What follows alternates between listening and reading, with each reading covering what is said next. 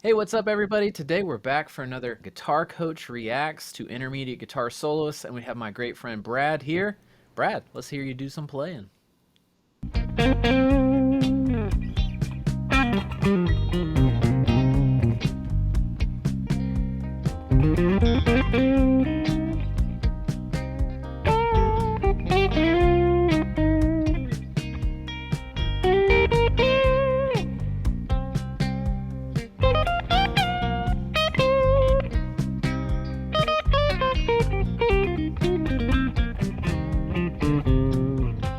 Very cool. Let's talk about this track a little bit first. So, what kind of track is this that you're playing on? So this is just like a backing track to Chain of Fools. So it's basically C minor. We can kind of solo C Dorian over it if you want. Yeah, some C minor pentatonic, C blues scale, C Dorian. Absolutely. Yes, I made this for one of my other coaching students. And yeah, man, like right away, I think you have a great tone dialed in, which I think is such a huge integral part of sounding good on a track like this. Could you briefly take us through kind of like what you have dialed in? Yeah, guitar wise, this is my Tom Anderson Raven. It's just like humbucker P90 here. I'm just playing in the middle position, and I'm just going straight into my interface through the Neural DSP Tone King, and just with a little bit of I guess what there is their kind of tube screamer overdrive pedal, just with the gain set super low and the level cranked all the way up. Nice. Yeah, it has a great that edge of breakup kind of sound is really good. So I do think that that's such an integral part in, kind of playing because it allows you, like with a great dialed in tone, it allows you to play a lot less ideas and make more of a statement and communicate more with less things. For sure, man. Yeah. Cool, man. So, like, look, I tell people this a lot, and I think it's really important. I think that you sound great, and I think that if you were on a gig and you were playing, people would be like, "Oh yeah, that Brad, man, he's like crushing it up there." But my job as a guitar coach is to try and make you better. So I'm going to be that annoying guy, and I'm going to, critique you a bit. A few things. Right away, there's this kind of experience is a touch nerve wracking, right? A little bit, yeah. Which A little more than I thought it was going to be, for sure. Yeah. Yeah, absolutely. It's just a little different than kind of our average coaching session. So here's the thing. I think that some things that you naturally do in your playing, because I know your guitar playing, kind of were a touch lost, and I just want you to just jump right in again. And here's one thing I want you to do. I felt like so Brad is a car guy. Brad likes cars, so this is a great analogy for him. I felt like you jumped in like in third gear, and you know how if you're driving your manual shifter, if you jump into third gear, you're just going to stall out, right? So, in a very critiquey way, I feel like you jumped into third gear and then you kind of had nowhere to go. So, play again, and right away, I just want you to jump into first gear, play some ideas, and I want you to jump then into second, maybe third, and try and just shift a couple times, and let's see how that goes. Yeah, sounds good.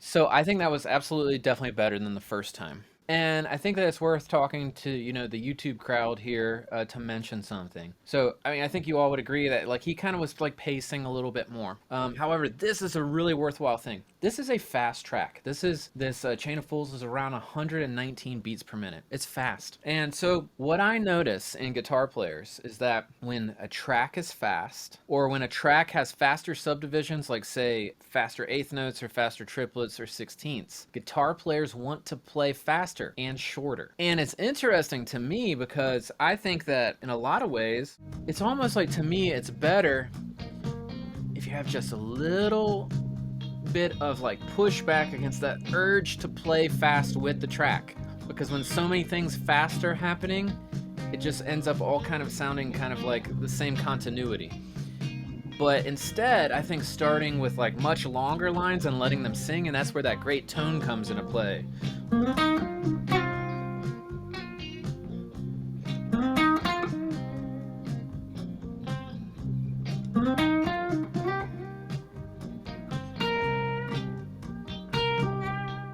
I'm really trying to play legato, nice, smoothly connected. And I just think like that really takes some mindfulness when you're going to solo like that. I mean, you just really want to be like, okay, I am very intentionally playing longer lines and trying to stay there. Makes total sense. Yeah. Can we try that real fast?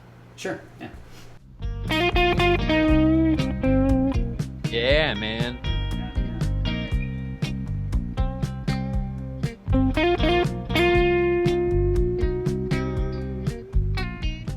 All right, so let's talk about something that you did which I think is absolutely awesome. You not only went for like long legato and connected, you actually started playing the melody.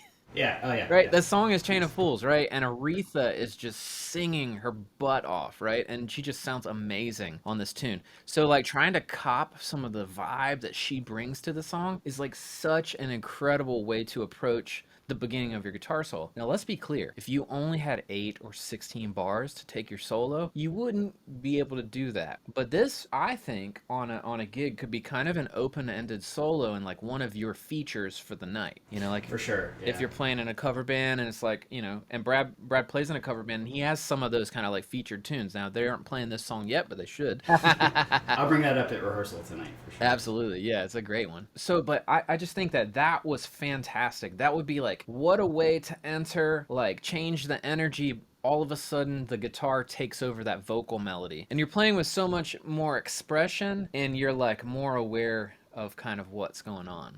Yeah. Cool. Thanks, man. I appreciate that. Yeah. Yeah, absolutely. So there was one thing that you kind of fixed that I was going to mention, and I want to mention it for YouTube because I think it's a very worthwhile thing to mention. So you kind of fixed by starting out with a melody. You fixed this kind of like idea abandonment syndrome. This is such an extremely common thing in guitar players of all levels. But like when you first started playing and the nerves were going, what you did was you would play an idea and you played a lot of very, very good ones, but each and every one just got abandoned. And so my goal as an improviser, as a soloist, when you're creating on the spot, it should sound like it's pre-composed, as in like you're so dialed into building on an idea until you've kind of used and abused it in the best possible way, and then you get to transition into the next idea, and then you're telling a story in your solos rather than goofing off and noodling around, right? And so I think that when you started to be melody centric and copy that Chain of Fools melody, all of a sudden it was like, okay, cool. Brad got it. Brad is like playing in the song, in the vibe, and he's like kind of building on his ideas. So what I want you to do is I want you to play again, and you know, like let's say you kind of already came into the song and you played the melody a bit. So let's like bypass that, but keep it in your mind and very, very intentionally, I want you, any idea that you play, I want you to build on it and don't abandon it so quickly.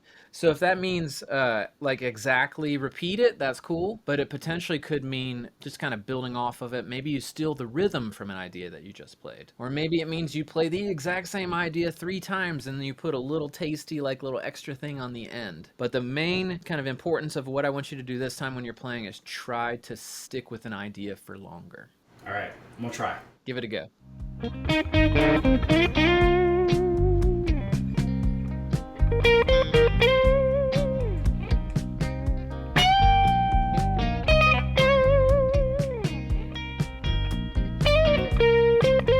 All right, I gotta stop you. You played 4 different great ideas and you didn't pursue any of them. I did exactly the opposite of what you asked me to do. All right, let's do it again. So just to kind of recap, we're building on ideas, but yeah, I was, yeah, that was just kind of like sentence fragments that I was throwing at you, basically. Wasn't it? Exactly. Yeah, yeah. So I think that, you know, for the internet, you know, it's like basically if you're playing the guitar like you imagine like you sit down at a bar and some crazy person walks up and they walk up to you and they say, "Hey, how are you today?" And you say, "Oh, yeah, I'm doing fine. You know, it's Monday. It's a great day." And then you ask back, "Oh, well, how are you doing?" They say, "Oh, well, you know, yesterday I had a great day. I was making a patio out for my grill, and then, oh, yeah, and then I was driving down the street, and man, I really like sandwiches. Do you like sandwiches? Oh, man, the caprese sandwich is just so tasty. It's really good. Oh, man, do you like cheese? Oh, cheese? Yeah, I like mozzarella. Yeah, yep. Oh, one time I went down to Florida, and it was very hot, and it was summertime, and and you're just like, And there's a squirrel. and there's a squirrel because you are a squirrel, Yeah. you know."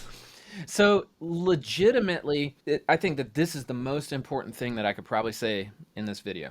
As guitar players, when you're in your own head and you're experiencing the music as you're playing, you just play something and you're like, oh, I should move on to the next idea. I mean, really, it's not even probably a cognitive thought that happens. You just do it, right? And what I would stress is that everyone, if you're trying to become a really great improviser and make up music on the spot, is you need to pursue an idea like until you think you've gone way past it being annoying, because the audience who's not in your head having these micro little ideas of like, oh, my finger did this, and oh, I gotta go there, it's like you like don't have the mental bandwidth to actually experience the sound that you're playing, right? The audience is out there, they're just chilling and they're listening to all the parts of the music and they're like enjoying it, and it's like if you're constantly feeding them new ideas, they never have anything to latch onto, right? So, like, if you think about it, there's all this stuff on the internet about people pursuing all these fancy scales and things like that, and that's all fun and everything.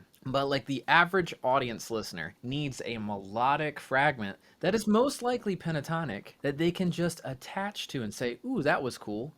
And then you play it again, and it's like, oh, he played off that idea again. Oh, and then maybe you play a third time or a fourth time even, and then you put some fresh thing on that they didn't expect, and it's like, oh wow, that suddenly came out of nowhere. But you created this conversation with them that made sense because you stuck to that idea several times, and then that gave you the space to kind of put tag on something else at the end. All right, cool. So let's go one more time and just really try to pursue every idea. It's such a good thing to do because basically like don't play an idea if you're not willing to commit to it a few times.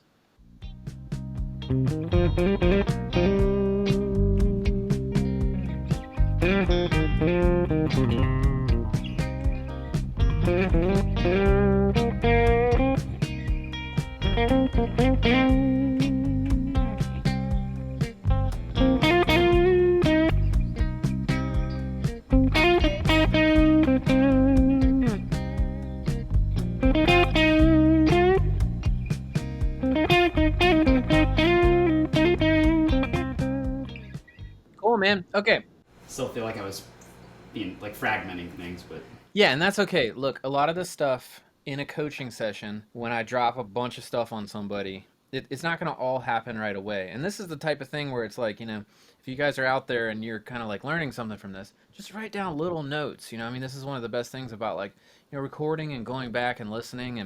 And I think that one of the tools that I push a ton of times is like just record yourself at home by yourself. You'll be in your best possible situation where you're relaxed. You turn on that iPhone or whatever. It doesn't even have to be fancy quality by any means. And just the act of pressing that record button a lot of times actually will make you a little bit more nervous, which is more like the real world anyway. But go back and listen to yourself, and say, oh, like, am I doing that stuff? And I always personally like to keep a practice log. So if I'm actively like thinking about things, at different times in my life, I literally would have post-it notes on front of me in my desk where I practice and just try to remember different little things that I'm trying to work on. I think that's really important. But I think one more thing to put kind of like a period on the end of this kind of stuff is I think it's really important to think about not only the number of notes that you're playing and the way that you're building upon the ideas that you're playing. But also another thing is to actually, I literally like to think about introducing notes as kind of like characters in my solo.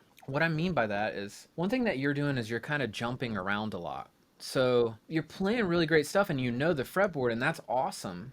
But it feels like if you kind of just developed a little bit more, even if it were in box one, and like I heard you add in that Dorian note at one point, you know? Like if you can build your solos as if you're kind of introducing characters in a movie, and if you imagine like you're watching this movie, you just paid 18 bucks at the theater, you're walking in, and in the first scene, like everybody just walks out and tells you exactly what they're gonna do in the movie. You wouldn't watch the movie, you'd be so pissed and you'd walk out and you'd be like not into it, right? But like a great storytelling is based on like introducing characters, and they have some kind of like meaning. So if you can like, I mean, this is somewhat esoteric in regards to lessons, but that's because you have so many great ingredients together. And I think for the audience out there, most of you have your scales in a decent place, or even if you just know box one pentatonic, you can get so much music out of that if you present ideas in this way rather than just goofing off and playing a bunch of licks, right? And so My challenge to you, Brad, would be to say, okay, cool, let me just start my solo with 3 notes. And I know that one of the ways that you could start your solo is with the melody. And if you think about that melody is like basically 4 or 5 notes, right? Yeah. But like let's say you're kind of building on it, or this is a different tune or whatever, and you just might start with like,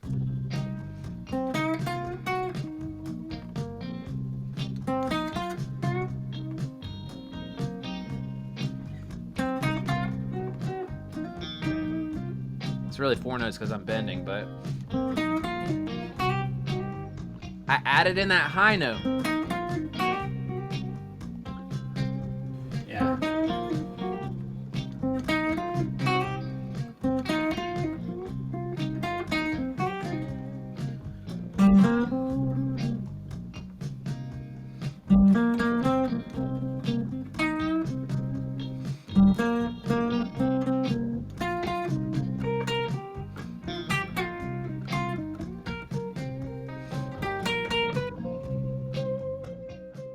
The highest thing.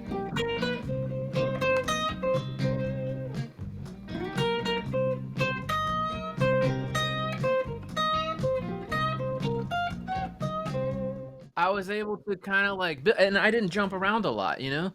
And yes, sometimes there are solos that require you go, but like in a tune like this, again, this is like one of those like, Brad, this is your feature in the evening. You're gonna I actually made this track for somebody in my coaching program who said that basically this is one of his feature songs for the night where he gets to really go. It's like a perfect tune for it, right? Because you just cruising and you can build up the energy and you can really go places with it, right? So that would be my thing is like think about like, all right, how am I telling my story? Don't introduce all my characters of the plot like right in the first scene. Like really try and play with those ideas of like, all right, I'm gonna play off of that idea that I just, okay, let me add in this note, you know, and kind of like trying to keep track and trying to tell that story. Yeah. Makes sense. Yeah. Cool, man. Dude, thank you so much for doing Oh, this. thanks for having me on. Yeah. Thanks, internet. Yeah. All right, guys, thank you so much for watching this video, and make sure to watch this video next.